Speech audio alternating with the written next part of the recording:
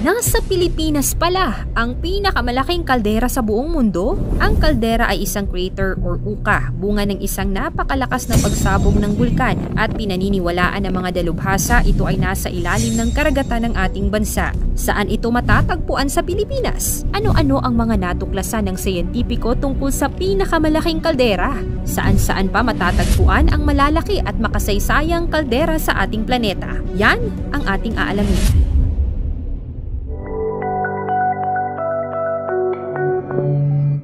Ano ang kaldera? Ang kaldera sa madaling sabi ay isang volcanic crater o bunganga ng bulkan na nabubuo dahil sa malakas na pagsabog nito. Nag-uumpisa ang pagkakabuo ng kaldera sa isang volcanic eruption. Maaaring magkaroon ng malakas na pag-alsa ng lupa sa gitna at hindi sa mismong bunganga ng bulkan. Ang kaldera ay malawak at maaaring magtaglay ng maliliit na bulkan o iba't ibang geological landmass doon.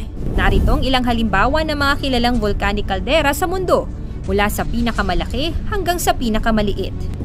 Una, Yellowstone Caldera sa Estados Unidos. Ito ang pinakamalaking volcanic caldera sa mundo noon hanggang sa natuklasan ng Apalaki Caldera noong 2019 na doble ang lapad nito kaysa Yellowstone. Tinatawag ding supervolcano dahil sa malalakas nitong pagsabog. Ang laki nito ay nasa 45 hanggang 70 kilometers at nagtataglay ng iba't ibang geothermal features tulad ng geysers at hot springs. Pangalawa, Toba Caldera sa Indonesia, isang malaking kaldera ng isang supervolcano sa Sumatra, Indonesia.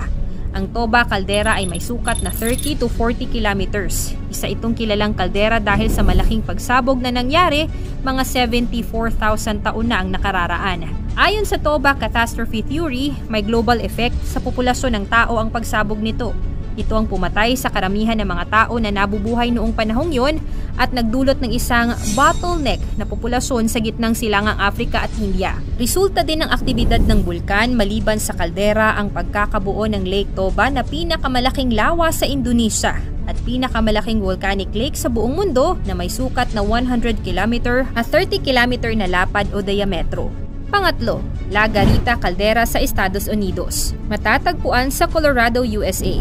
Ang La Garita Caldera ay may sukat na 35 to 75 kilometers na may parihabang hugis o oblong shape. Isa itong kilalang kaldera sa likod ng mga pagbabago ng klima na nangyari mga 28 million years na ang nakakaraan. Ang pagsabog na bumuo sa La Garita Caldera ang itinuturing na largest known volcanic eruption sa kasaysayan ng planeta. Dahil sa malawakang sukat at pagguho ng bulkan, inabot ng mahigit 30 years para sa mga siyentipiko na lubusang matukoy ang laki ng kaldera. Itinuturing na isang extinct volcano ang La Garita. Pang-apat, Cerro Galán sa Argentina. Ang Cerro Galán ay isang kaldera sa Catamarca, Argentina. Isa ito sa mga pinakamalaking exposed kaldera sa mundo at bahagi ng Central Volcanic Zone ng Andes. Isa sa 3 volcanic belts na matatagpuan sa Timog Amerika. Sa lapad na 26 hanggang 38 km na hugis, elliptical o pabilog, itinuturing ito bilang isang supervolcano. Meron din itong 7 kilometrong lawa na tinatawag nilang Laguna Diamante na may mataas na arsenic content at 5 beses na mas maalat kaysa dagat, kaya naman paborito itong puntahan ng mga flamingo. Panglima, Valles Caldera sa New Mexico.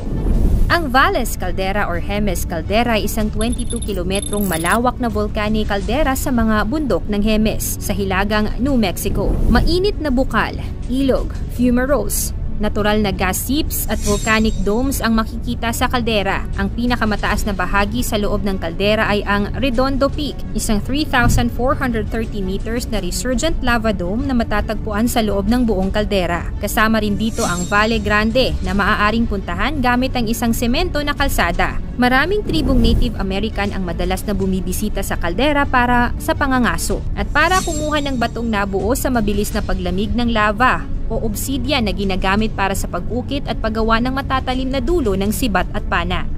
Pang-anim, Campi Flegrei Caldera sa Italia. Matatagpuan ang 12 kilometro na lapad na kalderang ito malapit sa Napoli, Italia. Kilala sa mga geothermal vents at aktibo nitong mga bulkan na sumabog ng tinatayang nasa 60 times simula nang mabuo ang Neapolitan Yellow Turf Caldera. 15,600 years na ang nakakaraan. Ang ilalim nito ay nagtataglay ng malakas na heat source at ito ay tinuturing na aktibong volcanic field. Pampito, Santorini Caldera sa Greece, isang kilalang kaldera sa ilalim ng Aegean Sea. Ang Santorini Caldera na tinatawag din bilang Thera Caldera ay may sukat na nasa 7 hanggang 12 kilometers at may lalim na 300 meters. Kilala ito sa kanyang magandang tanawin. Itinalaga ito bilang decade volcano at isa sa mga pinakamalaking kaldera sa Mediterranean Sea. Ang huling pagsabog nito ay nangyari noong 1950. Pangwalo, Askja Caldera sa Iceland. Isang malaking kaldera sa Iceland at ang youngest kaldera sa buong mundo. Matatagpuan ang Askja Caldera sa gitna ng Vatnajökull Glacier National Park at may lapad na 8 hanggang 11 kilometers. Kilala ito bilang popular hiking destination at maging bilang isang training ground ng Apollo astronauts dahil sa hindi pangkaraniwan at malabwan nitong landscapes. Matapos ang malakas na pagsabog ng bulkan noong 1875, nabuo dito ang pangalawang pinakamalalim na lawa sa Iceland. Singtaas ng yelo ang lawa sa buong taon. At kung matagpuan na ito ay nasaan yung tubig, ito ay isang nakababahalang senyales ng posibleng erupsyon. Pang-siyam, Crater Lake Caldera sa Estados Unidos. Matatagpuan sa Oregon, USA. Ang Crater Lake Caldera ay may sukat na 8 to 10 kilometers at lalim na higit 1 kilometro dahil sa pagguho ng Mount Mazama Volcano dahil sa sunod-sunod na malalakas na pagsabog nito, 7,700 years na ang nakakaraan. Kilala ang Crater Lake bilang pinakamalalim na lawa ng US na may kulay asul na tubig. Tinatayang inabot ng 460 years bago napuno ang tubig at naging lawa ang kaldera sa Oregon. Pang-sampu, Krakatau Caldera sa Indonesia. Ang Krakatau o kilala rin bilang Krakatau ay isang bulkan na matatagpuan sa Indonesia at isa sa mga kilalang aktibong bulkan sa mundo. Ang bulkan ay nakatanim sa isang kaldera na nasa 6 na kilometro ang lapad. Ang malupit na pagsabog ng Krakatau noong 1883 ay itinuturing na isa sa mga pinakamalalang pagsabog ng bulkan sa kasaysayan, naging sanhi ng pagkakaroon ng malaking tsunami. Ang pagsabog ng Krakatau ay nagresulta sa pagkakabuo ng malalaking kaldera at pagguho ng bahagi ng isla.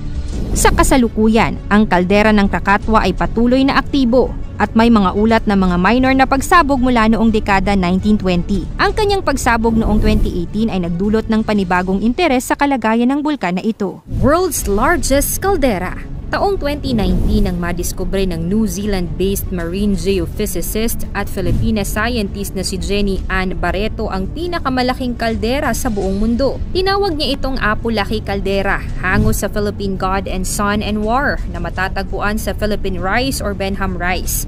Isang 13 milyong ektaryang underwater plateau o elevated na bahagi ng seabed sa silangang bahagi ng Philippine Sea at kanlurang bahagi ng Luzon, malapit sa baybayin ng Aurora. Ang Apo-Laki Caldera ay may lapad na diametro na 150 kilometers, higit sa 2 beses na mas malaki kumpara sa dating pinakamalaking kaldera ng planeta. Ang Yellowstone Volcano sa Amerika na nasa 60 kilometers lamang ang laki. Ang laki ng ating kaldera ay maikukumpara sa Shield Caldera sa Mars na Olympus Moons na nasa 80 km by 65 km ang laki at lalim. At sa Sacagawea Shield Caldera naman na nasa 150 by 105 km ang kabuuang sukat. Ang underwater volcano na pinagmula ng Apo-Laki Caldera ay hindi aktibo at walang posibleng banta sa paligid nito.